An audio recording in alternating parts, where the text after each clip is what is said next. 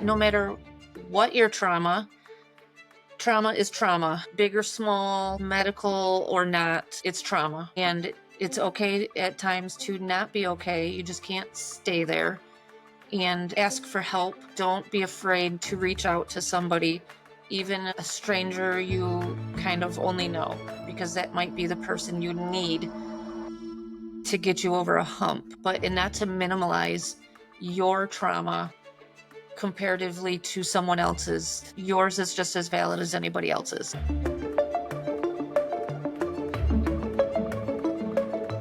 Hi there, welcome to the very first episode of Survive to Thrive, Warrior Voices. So today we have Nicole Witteveen, and she is a trauma survivor ambassador. And Nicole, well, let me talk to the audience first.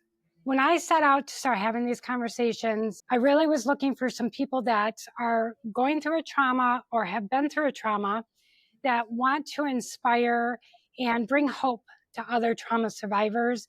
But I really want it to be raw and real. Like, they call this a podcast. I just call it a conversation with trauma survivors. So it's just going to be very relaxed. It's going to be chill. It's going to be to the point. I couldn't help but have Nicole be one of my very first guests because she is everything about being raw and real, and no topic is off limits. So I'm really excited to have you on today, Nicole. Thank you. So you're welcome. You are in a doctor's office right now. Yes. So I am going to start this off. We're just going to jump right in, and we're going to talk about what trauma is it that you've been through that you want to talk about today to reach other trauma survivors, and why in the heck are we doing this while you're at a doctor's office? Yeah. So, do you need my birthday? Her nurses are in right now, so this Yep, is my going to nurses are happen. in right now, getting ready to give me some Zofran. So last October, I was diagnosed with breast cancer and have gone through chemo and surgery, and I'm on just to the next phase of treatment. So I'm in the clinic today, thank you, and getting my infusion today. And so I'm just taking some Zofran. You probably will need to cut this out so it doesn't look like I'm taking drugs. No, that's okay. I think it's okay. We No, said it's thank you. Zofran. You're good. Go ahead. So just so everyone understands what they're looking at, what is this patch thing, this warrior looking thing you've got on your chest right now? Can you explain that to us? Yeah, so my voice might be funny because the Zofran goes under my tongue, and it just dissolves. But this is my port, so it's been accessed by the nurses, and I get my infusion through my port. Okay, got it. Okay, so you said you were diagnosed with cancer. Can you tell us a little bit, like, what kind of cancer, what that might have been like for you when you first got diagnosed? Yeah, so was diagnosed with breast cancer, stage 1B. So, and it was invasive, so it had broken out of its little shell, I guess, and moved about to my breasts. It was a very difficult day, even leading up to, because you just kind of know in your head that something's not right. Um, yeah, it was just not. It sucked. Yeah, I cannot imagine getting that dreadful phone call. Just, you are in the medical field, so letting the audience know that you do have some experience in the medical field. So you Yeah, getting that diagnosis and knowing everything that cancer involves and what it can do to people and everything. And so, like, when you heard it, that was like, I'm sure it had to have been like an earthquake going off in your mind. yeah. Um, so tell me a little bit about what happened after that. After your diagnosis, what was it like to, like, share with your friends and family? Then what was it like meeting? I'm guessing you have like a cancer team, an oncology team. So tell me a little bit about that process and what that did to you emotionally, mentally throughout that. So I do have a team that I was assigned once I get my official diagnosis, and it consists of a surgeon, an oncologist, a radiation oncologist, a nurse navigator, and a social worker. And I met with them all in the same day. So it was very overwhelming, because it's all the information thrown at you immediately after you're diagnosed with a life altering issue. So, Right. like, you're already spinning from that and figuring things out, and now you have all of this information you're supposed to try to process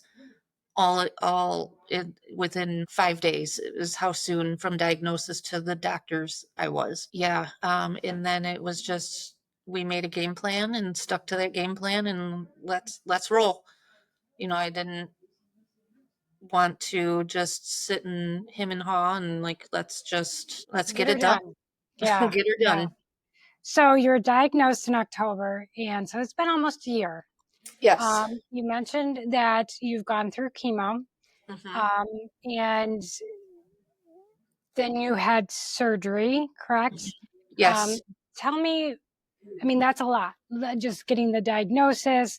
I can imagine all the paperwork and the phone calls and the doctor appointments, and you have to get blood work before every appointment. And there's so much more that goes into it than anybody can possibly fathom that has not been through it.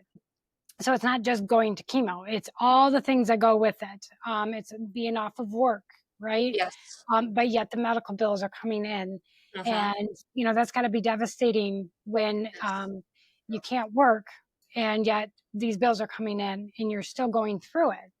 So, out of the last year, several months since your diagnosis, what are the few things that really brought trauma onto you? Obviously, trauma physically to your body. Let's talk about emotional and mental traumas that you've went through. What were your top ones? Just dealing with it and just my mind just racing. What do I do next?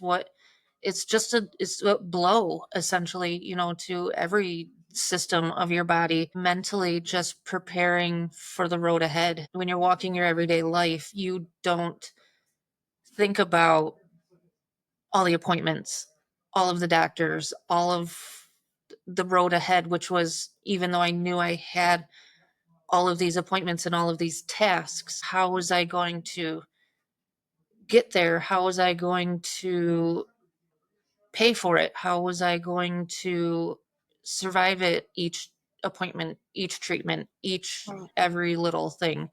So it doesn't just shut off, oh, okay, so we got our port, we're good. No, now I have the burden of chemo. What is chemo going to do to my body? And it's not just, okay, I'm like this after one cycle. It's different every single cycle. So like I could Right. never get a grasp on anything because it was different. Every day of my life was absolutely different When from, you say it was different, are you talking like symptoms? Like, explain to us what you mean by different. yeah, just not knowing what lied ahead for that day. Mm, yeah. Because you don't know. You So can't some predict days you it. might feel okay. Some days you might be so sick you can't get out of bed. Some days it might be your head hurting, and the next day you can't feel your arms and your feet because you got neuropathy. Right. Is that what you mean? Like, okay, Yeah. that Or, makes sense. the taste being incredibly off in all the pills to try to combat before, during, and after chemo. And it's a lot. It is a lot. I So mean, I this week know. alone, I've scheduled 6 doctor's appointments. Wow. Yeah. And let's put that in perspective because you got diagnosed almost a year ago. So Mm. you have already been through the chemo, you've been through surgery, and now you're getting these infusions, which does have chemo in it. Yes. So even though I keep saying you went through chemo, you're still going through it. It's just at a lower dose. Yes. Is that right to say? Okay. Yes. Um, so you're still into it and you're still making 6 doctor's appointments in a week. Yes. Is incredible. Like, it's consuming. That's what it feels like. It just very suffocating and very Yes. consuming. Yeah, like you have to plan your entire life around that, right? Absolutely. On top of having a full-time job, right? And you Yes. don't have you're single, you live alone. Yep. Um, so it's not like you have help when you get home to help clean up the dishes or do the laundry. You still have all those daily Yes. household tasks as well. Okay, Yes. so I actually had the honor of being with you Yes. the day that you got to ring the bell for chemo. And I want to talk about two things about that day. One is I want you to talk about what you said when you rang the bell, because I thought that was incredibly powerful and incredibly selfless. And then the other thing I want you to talk about is the myth that comes with ringing the bell. So tell me what you said when you went to ring the bell on your last chemo treatment. So even just hearing you talk about it is getting me emotional, because that's my Okay. world today. Also, my emotions are all over the place. Mhm. So I said, I'm going to ring the bell once for those that never got to. So those who passed away before cancer was done or passed away from their cancer. So I rang a bell for them because they never got to. And then for I rang it once for those who will never get to. So people who are on lifelong treatment, lifelong maintenance chemo, so they will never get to ring that bell. That's pretty amazing. And I just remember standing there and just, of course, I got emotional just because you were thinking of everybody else at that time. And that just shows what an incredible human being you are, and that you're always thinking of others. And that's why I'm very honored that you became an ambassador for this, because I think your story will resonate with so many. Cancer has just like, I mean, it's everywhere Yes. nowadays. If chances are, if you haven't been diagnosed yourself, you know somebody or have a loved one that has been diagnosed. And so I Yes. want to talk a little bit, I want to talk about like what you want to get across to people going through what you're going through, but also we'll get into it a little bit later about what message you want to give to like loved ones, and giving them a better understanding of maybe how to communicate and support and love somebody that's going through cancer. But the second part of that question was, Mhm. what are some myths that come with ringing the bell? Like, what is it supposed to represent, but what does it really represent? Um, so it's people think that once you ring the bell that everything's done. It's you're just done with cancer, you're done with treatment, you're done. Which, depending on the order of treatment, that could be your last part. But so this is the nurse coming in because she's checking, because so she will interrupt a few times. That's okay. So brain fog. You're saying that, so um, sometimes it could be their last thing that they do, yeah. depending on the treatment plan, but So most cases, it's not the it's last thing. not. Okay. Yep. So chemo was my first treatment course. So I did that and I rang the bell. People think you're just automatically done with what with cancer. With everything's good, you can go back to your normal life. You can do all the things again, and you absolutely cannot. I then had surgery and then now doing these infusions, but which I will get to ring the bell again after these. So you can technically, or it's appropriate, I should say, to ring the bell after the finishing of every treatment cycle. So Okay. every task you complete, you can ring the bell again to signify you finished that particular treatment. So, based on what you're saying, is that someone that's diagnosed with cancer, there's no cookie cutter treatment plan. There's so many factors that go into it that is the basis for what their treatment is going to look like. So some may Absolutely. start with surgery and end with chemo, where you're Yes. started with chemo, but then you had surgery, but you're also still at it because you're getting an infusion today. So when you ring that bell, I can imagine if you posted on social media and things like that, that people were like, "Oh, congratulations. You're such a fighter. I'm so glad you got through this." What did that feel like? Because I imagine your insides were screaming like, "No, like literally, I'm just getting started." Like you still had this massive, very dangerous Yes. surgery, right? That Yes. completely changed your whole body. Yes. And we can talk a little bit about that if you're comfortable. But Absolutely. what was it like where people were almost insinuating, okay, cool, you're done. Glad you're alive. And we're moving on. What did that feel like? It was hard because it's exhausting to then think about, let alone correcting every single person. Mm, I wasn't going to be like sorry, I'm not done yet, because one, I don't want them to feel more worry towards me. Like, I just want them to feel like she's in a good place right now. But internally, like, no, I have years left of treatment, Mm-hmm. literally. So it's nice to have the support, absolutely 100%. But I just wish people would understand that it's beyond the bell. Yeah. Okay. Well, and this is why you're doing this, right? Hmm. And I'm hoping that people watching today will have learned something about that. And next time they see a loved one or a friend or somebody that rings the bell, instead of saying, "Oh my God, I'm so glad you went through that," they say something like, "Well, how can I support you now going forward? What's next for you?" Would be a more appropriate response. But while we're on the topic, because I know other trauma survivors of all sorts of traumas will be watching this. And I do want to point out that I think it's very common for someone going through trauma like you were to worry about what everybody else is feeling, and that you are going to hold back um, your truth Yes. because you don't want to stress people out. You don't want them to worry, or you're a very independent, fun, outgoing gal before cancer, and you don't want to dim that light, right? So you're like, yeah, I'm fine. Hmm. And I just really want to make a point that you and other trauma survivors are not responsible for how Yes. other people feel. And, if you say, I've been diagnosed with cancer and, or hey, I'm not done yet, and it makes people sad or worried, it's out of love, Yes. and we don't want to rob people that love us of being able to show up and support. So I just really encourage when anyone goes through trauma that they're just very authentic. And in order to do that, you have to kind of detach yourself from what other people's reactions to Yeah. it are going to be.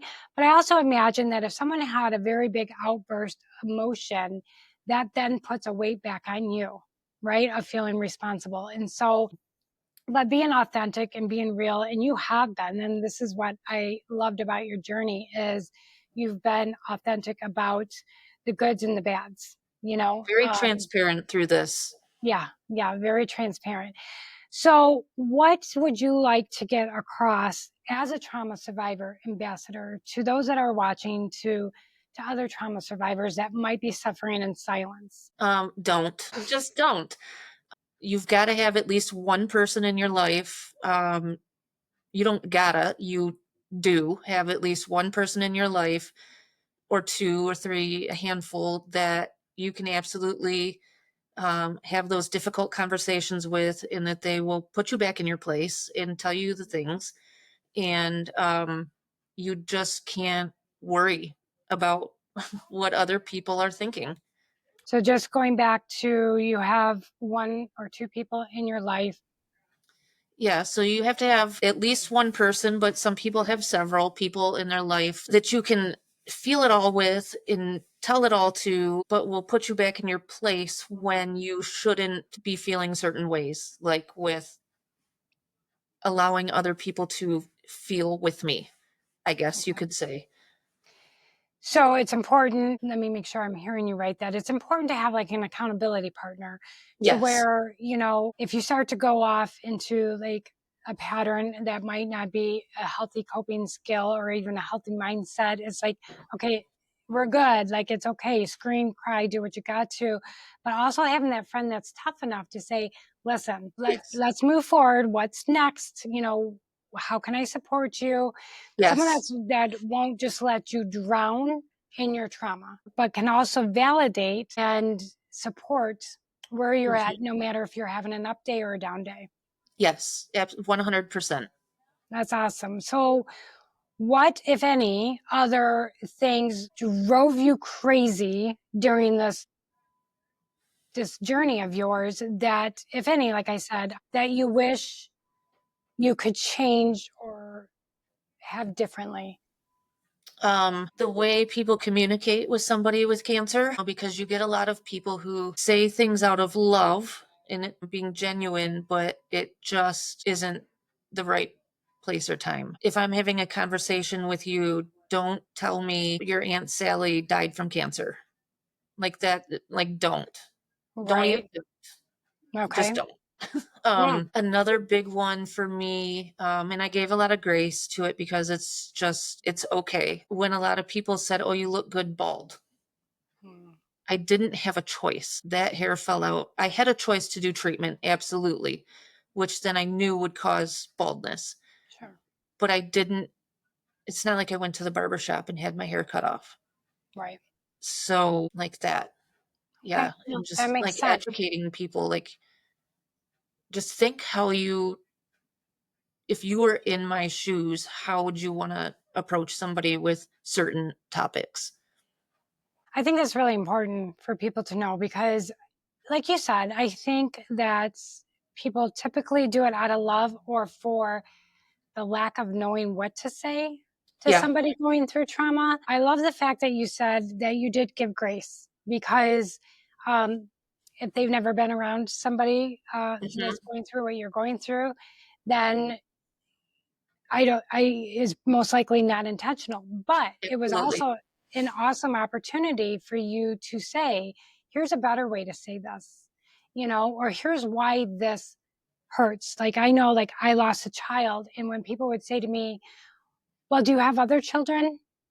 Like, does that matter? No. You know what I mean? It's something like that. So I feel what you're saying. And I think the only way to really start changing the culture around that is to talk about it and to start Yes. saying, like, here, say these things better. You know what I mean? Yes. And that would help. So, what things during this journey have really been helpful towards you?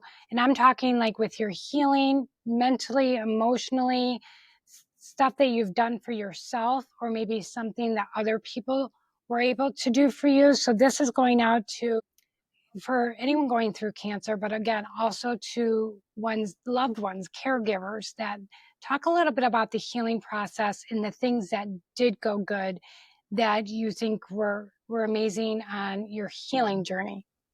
I guess you need to explain that better to me because I don't. So did you like what did maybe people do for you that you thought was extremely helpful? Was it fundraising? Was it coming over to hang out? Was it fixing food?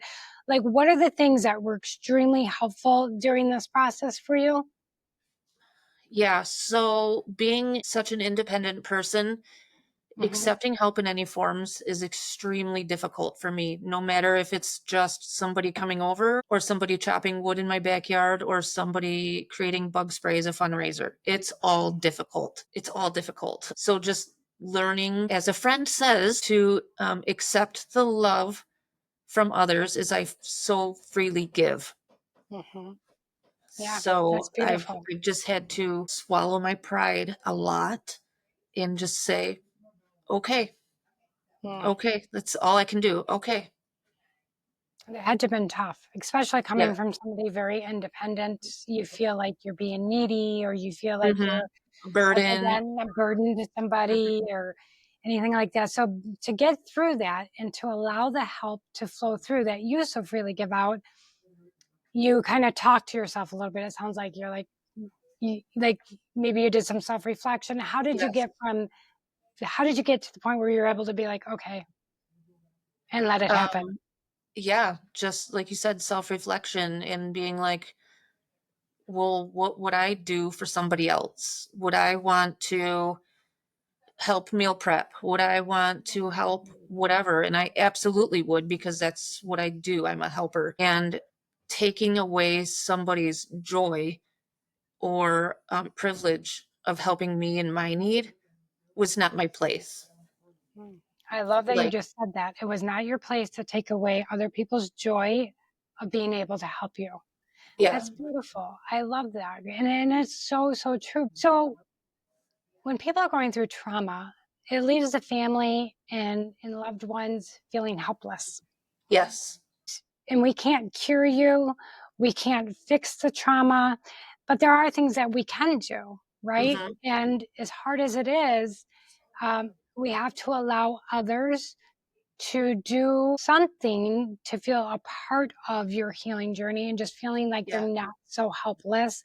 Because there, again, it's a sign of love, right? Hmm. Perfect. Well, I love that. And I'm glad that you were able to open up and allow that help to come through because I know that you do give it so freely. Well, and even not on like those physical aspects.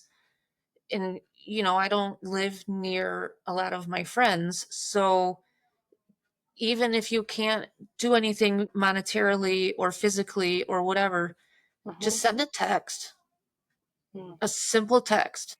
I've lost a few friends from this who disappeared after I was diagnosed, after I told them. And if you don't have time, I get it. Just send a text, an emoji, something. Something that I'm thinking of you, or you're on my mind, or Absolutely.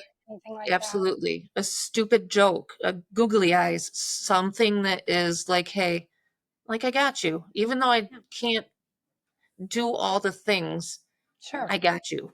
Yeah. No, I think that's really important. And thank you for sharing that. And I'm really sorry that, you know, you did lose friends and during this process. It's devastating and that's something that um I think a lot of trauma survivors, no matter what trauma you're going through, your life is changing. And during that process, people fall Yeah. off because they don't know how to handle your new you. They only know the old way. And so to me, I call that letting the trash take itself out because, Mhm. if I got to ask or beg and do all the things, then no. But like you said, I think it's important. What would a simple text meant to you? Everything, just like I said, like you don't even have to say words or just say, you don't need to reply to this, but da da da da. And don't say, like, I'm sorry.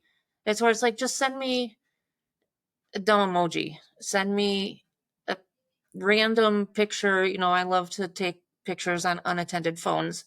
So Yes. send me a random picture of like something really stupid. Like, Right. because that's how I am. Like, it's just, you just, Just to get you laughing and get you out of your head a little bit. I mean, something yeah. so little can do so much. Well, Yeah. And speaking of, like getting out of my head, in grieving my old life, because that is truly a thing of all the things that I could do and how restricted I've been with my new life. As far as even being out in the sunshine, like I have to be very cautious, even being outside, which is horrible, mm, but also give me grace as I learn to navigate my new life. Because we don't have it figured out. I right. don't know. I don't know what it's going to be like. I can tell you where I'm at right now, but I don't know what that means for my health or what I can do physically or mentally in 2 years from now. I don't know. I got to figure it out. So I think it's a very, an extremely important point that you brought up is your grief. And Hmm. I think a lot of people don't connect grief with trauma. And anybody that's gone through any kind of trauma, Yes. um, you know, loss of a loved one, having to leave a toxic relationship. There is Mhm. loss there and like loss of your old life, right? And that's Yes. in grieving processes, it includes all kinds of things like denial, anger, all of the things. Yes. So I think that's really important. And thank you for bringing that up that people have to realize that you're grieving Yes. and you're going to go through all the emotions and they're going to be very up and down. It's not, it's not a cookie cutter. One day you could be out laughing and smiling and then go right into a deep depression, Yeah. you know. Absolutely.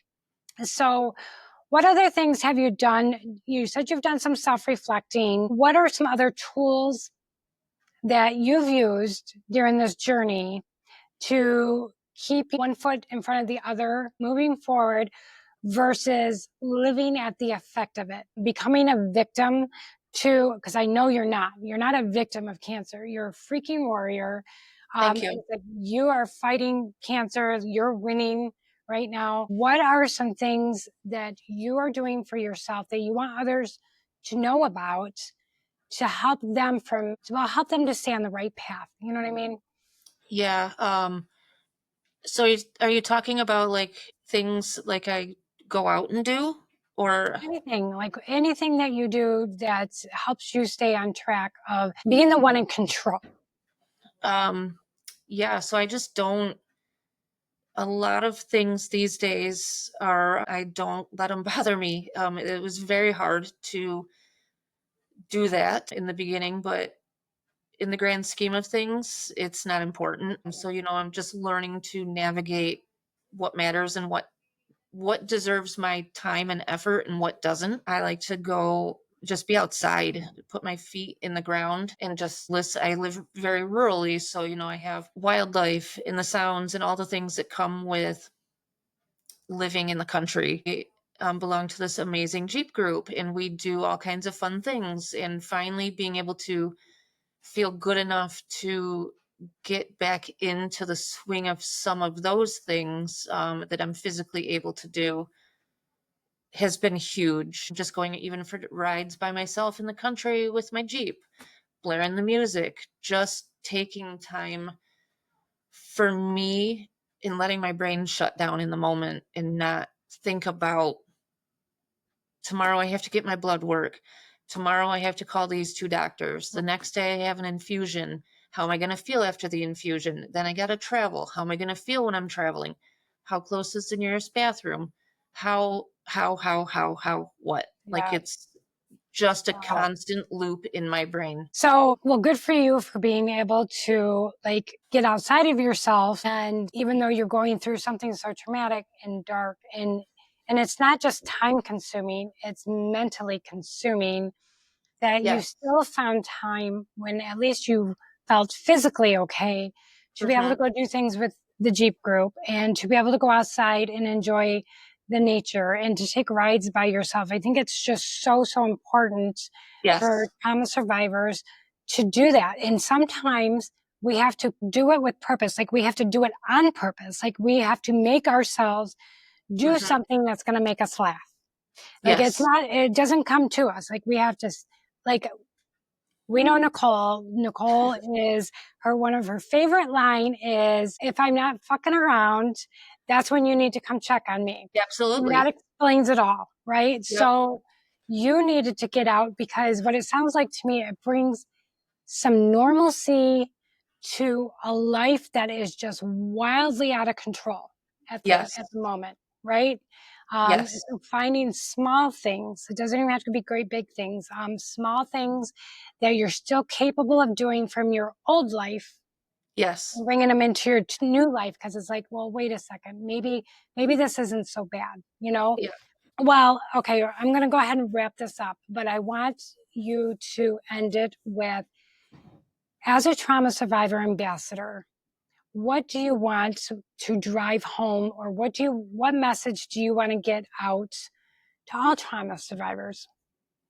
No matter what your trauma, trauma is trauma, big or small, medical or not, it's trauma. And it's okay at times to not be okay. You just can't stay there, and ask for help. Don't be afraid to reach out to somebody, even a stranger you kind of only know, because that might be the person you need to get you over a hump. But and not to minimalize your trauma comparatively to someone else's. Like I was often saying and then corrected, at least I'm not experiencing this, or it could be worse. Well, in my world, this is the worst because I don't know the other. So why am I putting myself in that category when I've never been there? So like this I'm in my worst. Not quite right now because I'm feeling good, but just yeah, don't minimalize what you have going on because somebody else said so. Yours is just as valid as anybody else's. Absolutely. Thank you. I love that. I think we often do compare or minimalize um, our stories because we feel like there's other people out there that have much worse stories, right? Yes. But trauma is trauma, and with trauma, we all grieve, and it all hits us physically, mentally, emotionally. It it's life. It can be life altering. Um, Absolutely. so I know today was a very, very vulnerable day for you, and I just want to thank you for inviting us in allowing us to be a part of your day and showing in real life what this looks like, even Mhm. after diagnosis and after chemo treatments and even after surgery. You're still sitting in a doctor's office getting treatments. And Getting so treatment.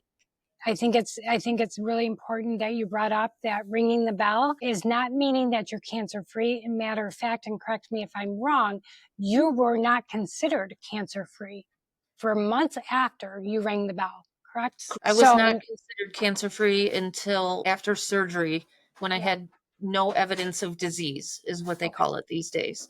So I think it's really good to practice going forward that you're celebrating the end of a particular treatment plan, but not Yes. cancer free. So Yes. thanks again, Nicole. I know you said that you're going to have these infusions for quite some time. So your journey is just, it's, you still got a long road ahead of you. And if it's okay with you, I'm sure that we would love to hear like a follow up from you and maybe do another one of these Of when course. you're getting closer to feeling better and feeling like cancer is more behind you, because I feel like it'll always be with you. This journey will always be with you. But when you are going from the surviving to thriving, Yes. and you're well on your way, I would love to do a follow up, not just for me, but for also for our audience. So Yes, of thank you course. again. Absolutely. Anything last minute you want to talk about before we sign off? No, my nurses are here to get me going again. Perfect. All right. And so, yeah, just Okay. Well, another day here. So, another, well, we thank yeah, we thank all those wonderful nurses that have been taking care of you, and I've had the privilege to meet some of them, and they're it's amazing. they're fantastic. They're amazing. Yes. So you have a great afternoon, and we'll see you on the other side. Yes, thank you. You're welcome. Bye bye. Bye.